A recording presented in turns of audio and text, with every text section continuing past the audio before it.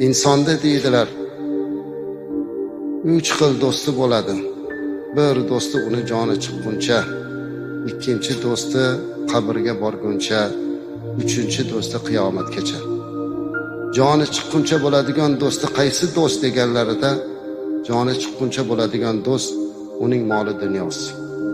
Chunki olamdan o'tganimizdan keyin moli dunyo bizniki emas. U endi merosxo'rlarki.